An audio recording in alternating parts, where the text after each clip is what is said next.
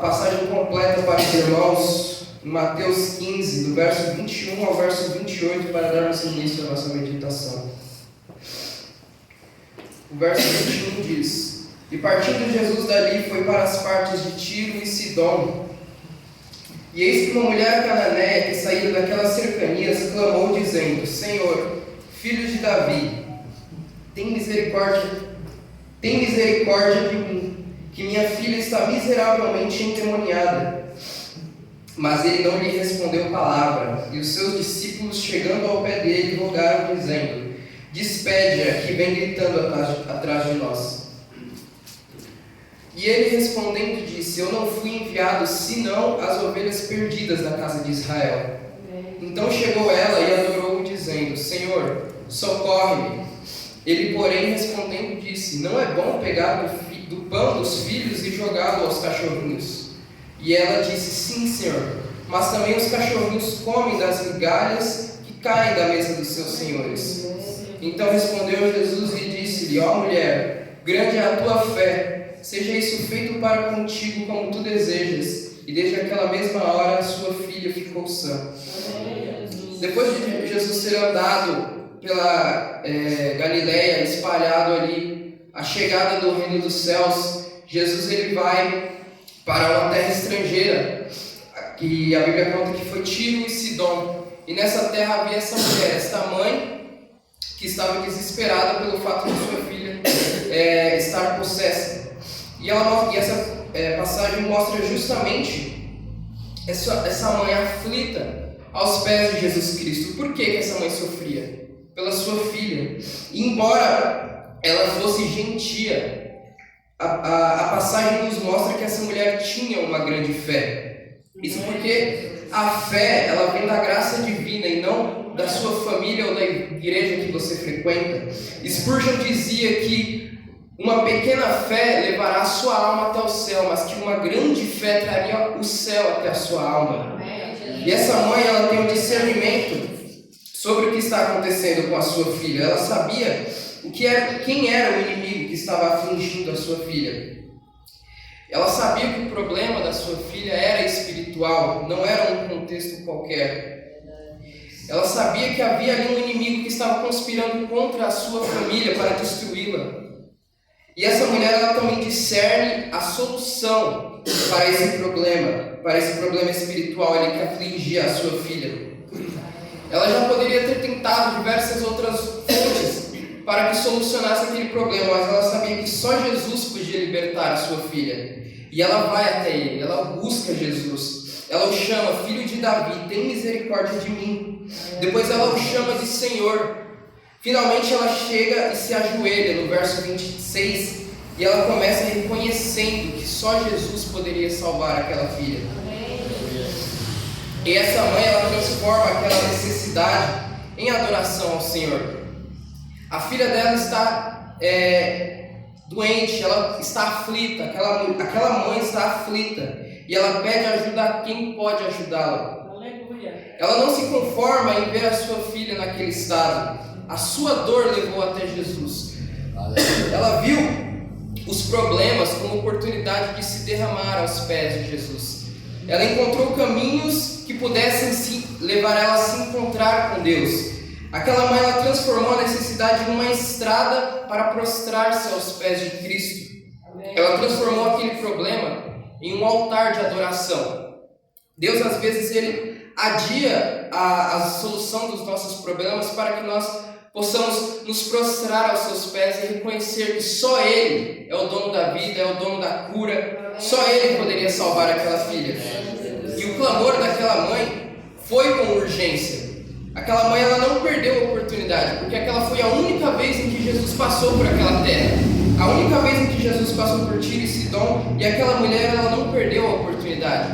As oportunidades, elas passam, e nós precisamos ter o senso de urgência no nosso clamor. Como, por exemplo, agiríamos se um de nossos filhos estivesse, por exemplo, em uma casa em chamas? Com certeza agiríamos com urgência para salvar aquela criança. Será que também teríamos essa mesma urgência para que vêssemos os nossos filhos salvos em Cristo? E o clamor daquela mãe também é cheio de empatia. Porque no verso 22, ela não clama, Senhor, tem misericórdia da minha filha. Não, ela clama, Senhor, tem misericórdia de mim. Porque a dor da filha dela também era a dor daquela mãe. O problema daquela filha também era a dor daquela mãe. Por isso que ela diz, tem misericórdia de mim, socorre-me. Ela sofria como se fosse a filha dela. A filha dela que estava possessa, mas é como se ela que estivesse ali sofrendo. A libertação daquela mãe era a causa dela mais urgente.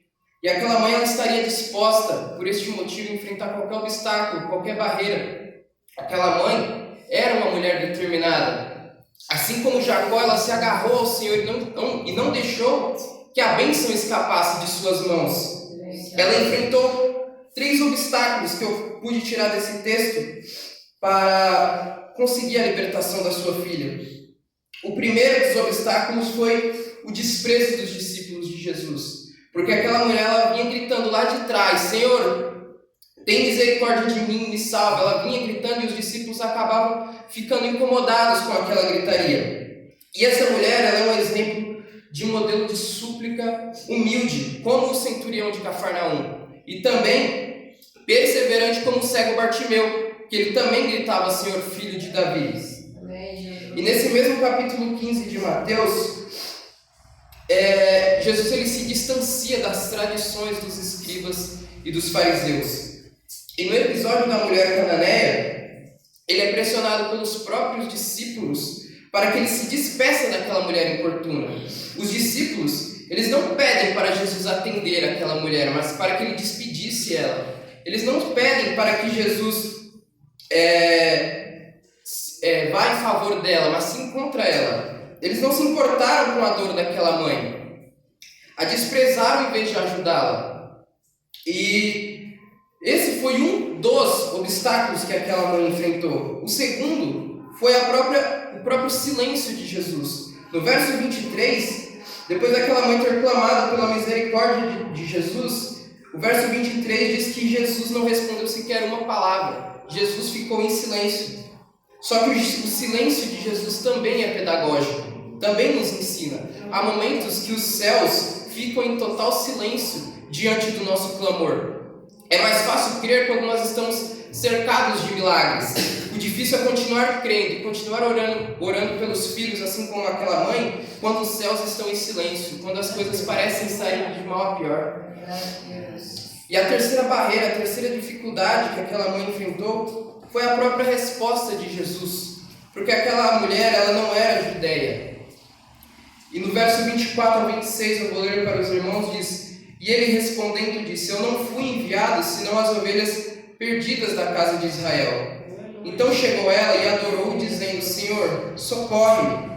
Ele, porém, respondendo disse, não é bom pegar o pão dos filhos e jogá-lo aos cachorrinhos. No verso 24, não é bom tomar o pão... Não fui enviado, senão à casa de Israel. Não era o que aquela mulher esperava de ouvir de Jesus. Ela esperava uma resposta positiva de Jesus. Talvez aquela resposta pudesse até desanimá-la, desiludi-la com aquelas palavras, pelo fato de ele ter ido salvar aqueles que estavam perdidos na casa de Israel, e não aqueles gentios, aqueles pagãos. Ela, porém, em vez de sair desiludida, no verso 25, ela chega até Jesus, ela prostra-se aos seus pés, e ela continua clamando, Senhor, socorre-me. Portanto, irmãos, em vez de nós desistirmos das nossas causas, nós devemos adorar ao Senhor e orar para Ele. No verso 26, não é bom tomar o pão dos filhos e jogá-lo aos cachorrinhos. Essa mãe, longe de ficar magoada, irmãos, com essas palavras, na verdade ela converte essas palavras de Jesus em otimismo. Ela transforma essa derrota em uma vitória, porque ela busca o milagre da libertação da sua filha, ainda que isso represente apenas migalhas da graça, né? Como simbolicamente falando. E por que Jesus agiu assim com essa mãe? Para despertar nela, irmãos, para despertar no seu coração uma fé fortalecida, uma fé robusta. Assim como Deus agiu também em outras ocasiões, como com Abraão, por exemplo. Abraão demorou tanto tempo para ter o seu filho, Deus concede a Abraão seu filho e logo após Deus pede o seu filho em sacrifício. Aquilo foi para testar a fé de Abraão, irmãos. Foi para testar a confiança que ele tinha no Senhor. Quando eles estavam ali, Isaac e Abraão, subindo para o altar do holocausto, quando Isaac pergunta para seu pai: pai, a gente está indo para fazer um sacrifício para o Senhor, mas a gente não está levando nenhum animal. O que nós iremos sacrificar? Na cabeça de Abraão ele poderia pensar: o sacrifício será você, meu filho. Só que a resposta que ele deu para o seu filho e a resposta que Deus esperava dele é que Deus iria prover aquele cordeiro, porque ele tinha fé em Deus. Ele sabia que Deus iria fazer o melhor na vida dele. E essa mãe, por ter essa fé, ela toma a vitória sobre a sua filha e ela é elogiada por Jesus.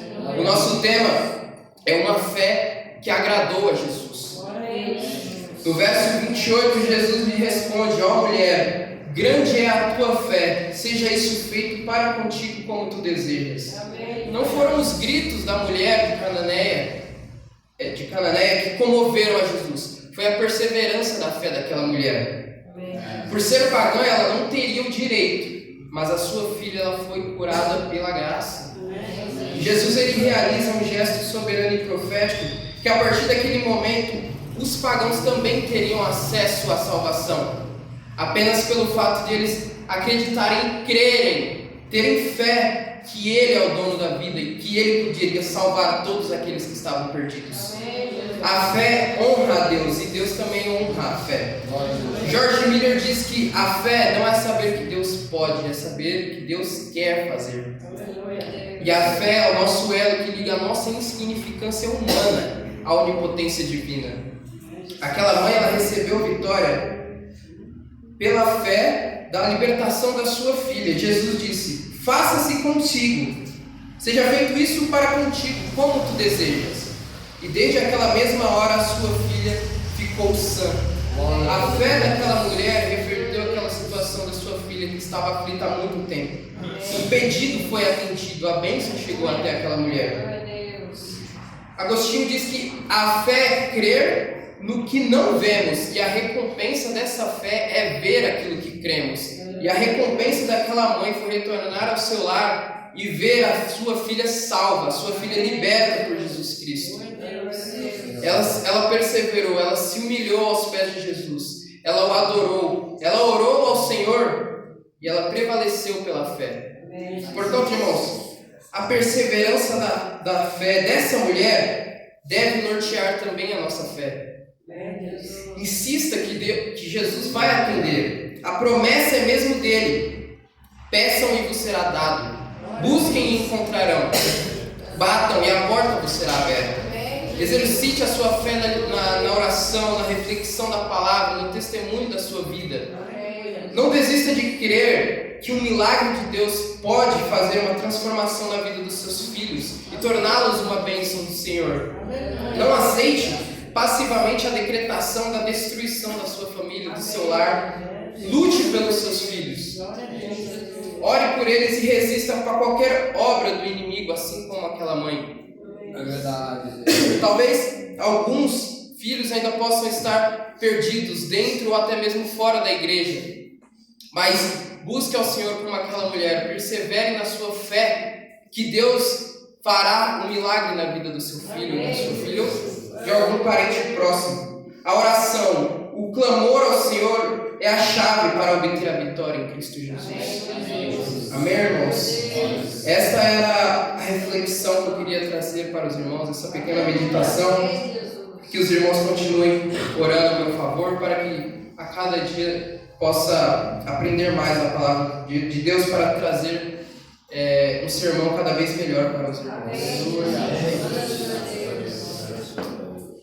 Glória a Deus.